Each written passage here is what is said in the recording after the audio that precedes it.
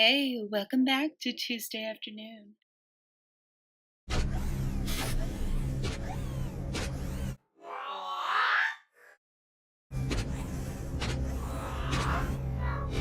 This area is I'm just trying to help.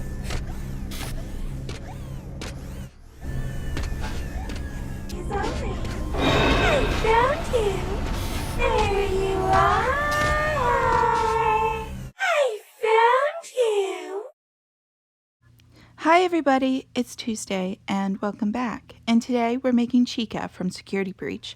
I'm going to be using original Sculpey to make this sculpture. And we're going to have a foil core. Here I'm just removing excess foil. Please be careful when you're using an X-Acto knife.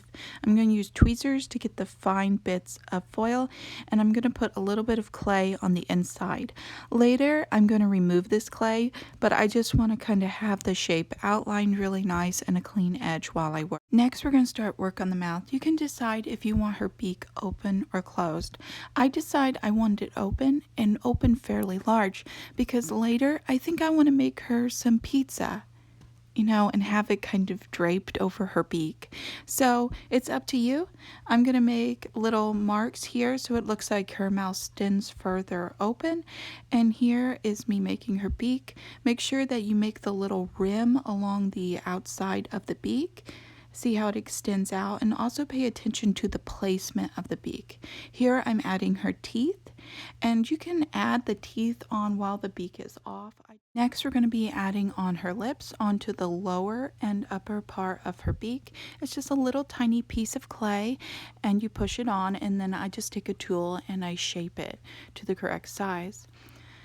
After it's done baking, you want to sand it. You can, if you want, leave in any imperfections, because we all know that Chica gets pretty beat up in the end. So if you want that look, then go for it. Here I've made a template for the feathers on the top of her head, and it's a pretty thin piece of polymer clay. I'm going to set my pattern down, and I'm going to cut each one out, and then I'm going to stagger it to make sure it kind of looks right. Here I'm using a little bit of rubbing alcohol to give it a nice edge. Do not use too much rubbing alcohol if you decide to do this. And I'm going to push a wire down in the top of her head and put her hair on after it's been baked, her feathers. Here I'm going to go ahead and paint her head just to make sure it looks right. I don't want to be done with it and the head not be correct. If you made a mistake with the beak, you can always remove the beak and adjust its placement. Just kind of make sure that the top of the beak meets that part right at the beginning where the black starts, and I think you should be okay. Here we're going to make the torso. It's just a piece of wire and aluminum foil, and I shape the foil around the wire. Make sure the wire doesn't pierce through the bottom of her torso, and you're just going to put a thin layer of polymer clay over, and we're just going to slowly build up the body. Here I rolled out a piece of clay, and this is going to give you a nice edge for the hole in the top of the neck. Here you want to make sure that her shoulders are rounded out, and then we're going to apply some clay to make her shirt.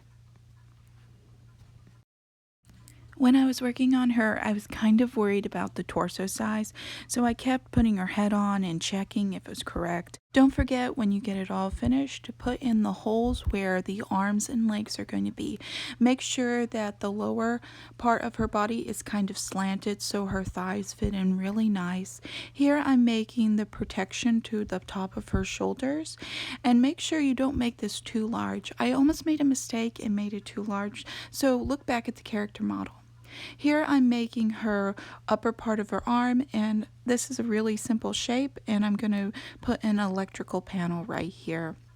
Don't forget to put the holes in the top and the bottom of the arm, and then we're going to do the lower arm. It's just an easy shape. The most important part is kind of to mimic the character model, it's kind of larger towards the elbow and you want mobility, so this works perfectly.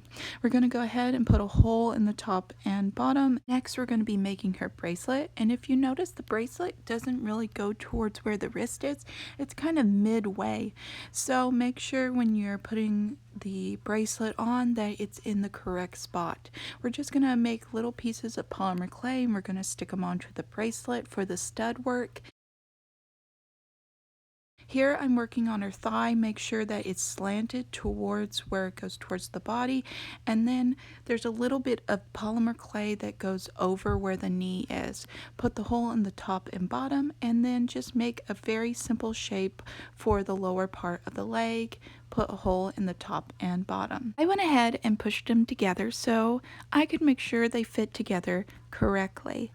It's not the end of the world if they're not the correct size.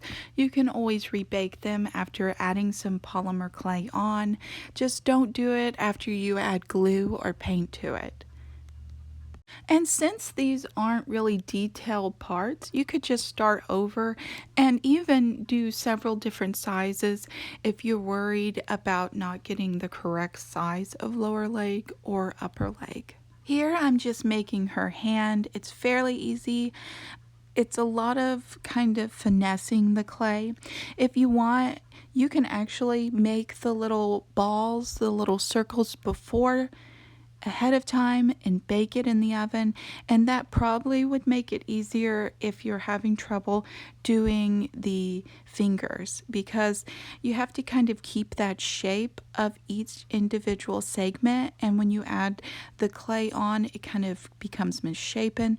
So go ahead and bake the balls ahead of time, and that will probably be a lot easier. Here I'm showing some pre-baked ones so you get an idea of how much easier it is to sculpt it with the balls already baked. The first finger I did was without them being baked first. So once you have all of the parts baked, we're going to go ahead and paint it with acrylic paint, and this is really cheap paint. That's what I usually use. Just make sure it doesn't have gloss in it. There's two different shades of pink that are used on this figure, and I'm going to use parakeet green for the green areas on the body. We want this very vivid green, and I'm also going to add a white to the surfaces.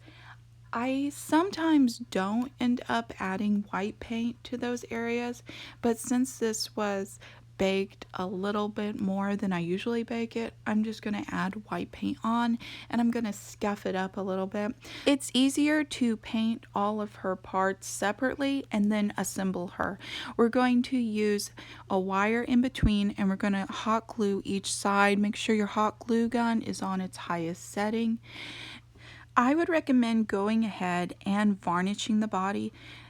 Be very careful with what kind of varnish you use on polymer clay. I use urethane, polyurethane. I've shown the container previously in this video. I recommend using that because some brands of varnish can become sticky with time on polymer clay. I've sold my items and I've never had an issue with this brand. Here I'm just actually going to make her bow out of cardboard. This is just an insert out of a candy packaging. I did a base coat of pink, and then I used a lighter shade of pink on top, and then I varnished it. I'm just going to glue it on to the head a little bit farther away from her little plume of feathers so her feathers can move around freely. And here I'm making her eyelashes. I ended up making them out of cardboard. I kind of debated on making them out of polymer clay, but cardboard is really easy to shape, and I just eventually decided that was probably the best tactic. I'm going to go ahead and paint it and let that dry, and then I'm going to varnish the whole eye and touch up any area of the figure. And there she is, all done. Please let me know what you think and what you would like to see next. I really enjoy your comments, and I really appreciate them. Please like and subscribe if you like my content. I always appreciate the support, and it means so much, and I really love doing this. This one was pretty fast, wasn't it? I really like how she turned out. She's very creepy. I thought she would be really cute, but she's really creepy for some reason. Oh, and her head just sets on top of her neck. I had some people asking how the head goes on, and it just sets on top. I like it to be able to turn and rotate. I could in the future show how to do ball jointed, but since this is only for display, I just kind of set the head on top of the body. Little tips, and if you don't get the beak placement right, you can always remove it with the X-Acto knife and super glue it back on. Don't bake it after you put super glue on it. Just don't panic when you're making it. You can always redo it. You can add polymer clay on. You can even remove parts and glue them back on. It's just all about being very clean about the repair. Thank you so much for watching. Like and subscribe if you like my content. I always appreciate it. Thank you so much. Hope you have a wonderful day. Bye.